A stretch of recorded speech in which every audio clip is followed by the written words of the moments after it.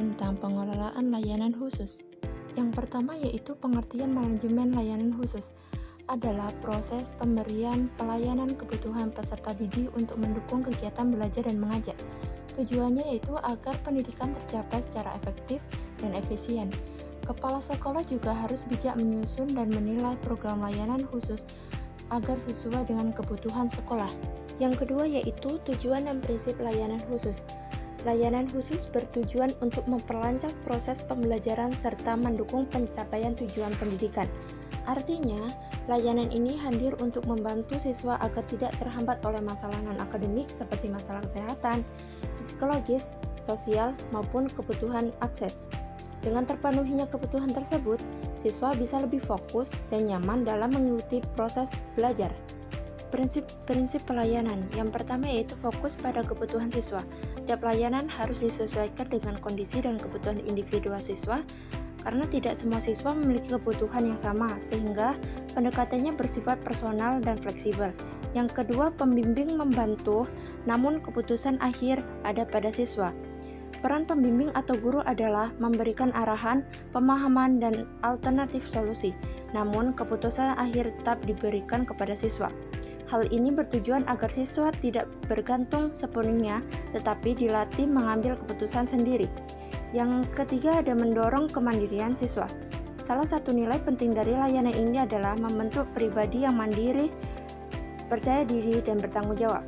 Dengan terbiasanya menghadapi masalah dan mengambil keputusan, siswa tumbuh menjadi individu yang lebih siap menghadapi tantangan kehidupan di masa depan. Yang ketiga, ada prinsip-prinsip bagi pembimbing. Yang pertama, bertugas sesuai kapasitas dan kualifikasi. Pembimbing, baik itu guru, konselor, atau tenaga pendidik lainnya, harus bekerja sesuai dengan kompetensi profesionalnya. Artinya, mereka hanya boleh memberikan layanan yang memang sesuai dengan bidang keahliannya. Misal, layanan konseling harus diberikan oleh yang memiliki latar belakang pendidikan, bimbingan, dan konseling. Yang kedua, menggunakan informasi siswa dengan bijak dan rahasia. Setiap data atau informasi pribadi siswa yang diperoleh melalui layanan seperti konseling atau kesehatan harus dijaga kerahasiaannya. Hal ini penting agar siswa merasa aman dan percaya terhadap pembimbing. Informasi hanya boleh digunakan untuk kepentingan terbaik siswa, bukan untuk disebarluaskan atau disalahgunakan. Yang ketiga yaitu memanfaatkan teknik atau metode yang tepat dan hasil penelitian. Pembimbing dituntut untuk menggunakan metode atau pendekatan yang relevan dan terbukti efektif, yang bisa berasal dari hasil penelitian atau praktik yang sudah tervalidasi.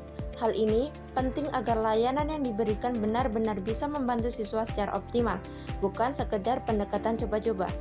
Dan yang keempat, yaitu mendapat kesempatan pengembangan diri. Untuk menjaga kualitas layanan, pembimbing harus mengembangkan kompetensinya melalui pelatihan, seminar, dan studi lanjut, atau forum profesional lainnya. Sekolah sebaiknya memberikan fasilitas dan kesempatan bagi pembimbing untuk belajar dan berkembang, agar pelayanan kepada siswa semakin baik dari waktu ke waktu. Yang keempat, ada bentuk-bentuk layanan khusus. Yang pertama, ada perpustakaan. Perpustakaan sekolah berfungsi sebagai sumber belajar yang menyediakan buku pelajaran, referensi, hingga bacaan umum yang mendukung proses pendidikan.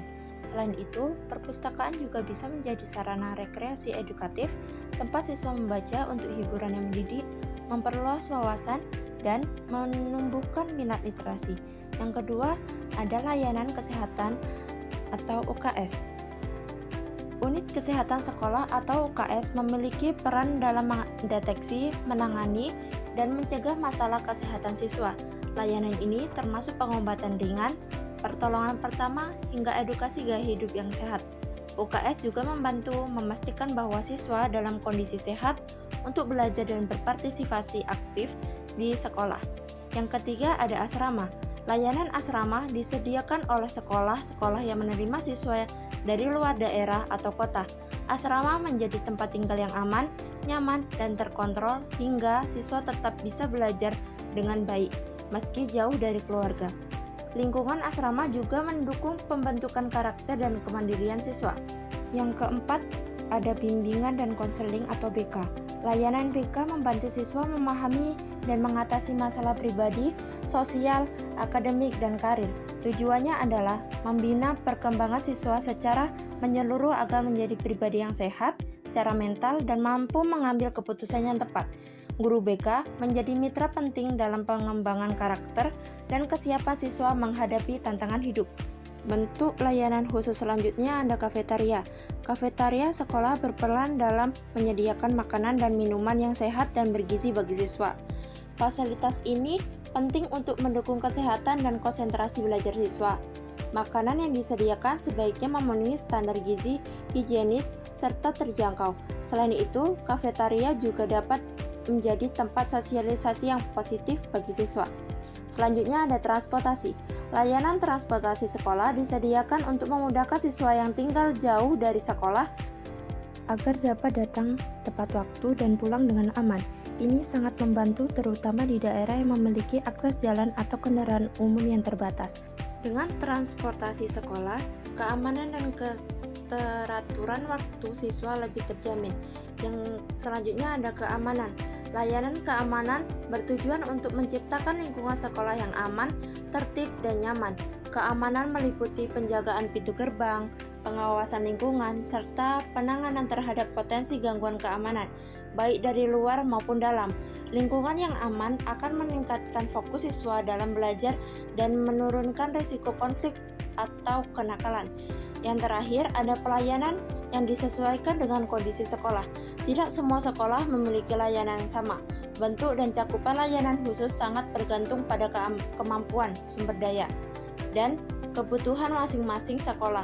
Artinya, sekolah perlu bijak dalam mengelola dan menyesuaikan layanan agar tetap optimal walaupun dengan keterbatasan tertentu. Dan yang terakhir yaitu peran guru dan kepala sekolah dalam MBS atau manajemen berbasis sekolah. Yang pertama ada layanan khusus dalam MBS. Ini menekankan pada kemandirian dan partisipasi semua unsur sekolah, termasuk dalam mengelola layanan khusus. Artinya, layanan ini bukan hanya pelengkap, tapi bagian penting dari strategi peningkatan mutu sekolah. Yang kedua ada tanggung jawab kepala sekolah dan guru. Kepala sekolah dan guru memiliki peran sentral dalam merancang, mengelola, dan memastikan layanan khusus berjalan dengan baik. Mereka harus aktif mengidentifikasi kebutuhan siswa dan memastikan layanan yang diberikan sesuai dan berkualitas. Yang ketiga, layanan untuk semua warga sekolah. Layanan khusus tidak hanya untuk siswa, tetapi juga mendukung guru, staf TU, dan seluruh warga sekolah.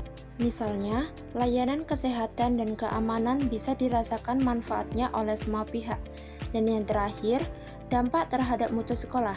Semakin baik dan lengkap layanan khusus yang tersedia, maka kualitas proses belajar, kenyamanan, dan citra sekolah akan meningkat. Ini akan menjadi daya tarik sekaligus indikator kemajuan sekolah secara menyeluruh.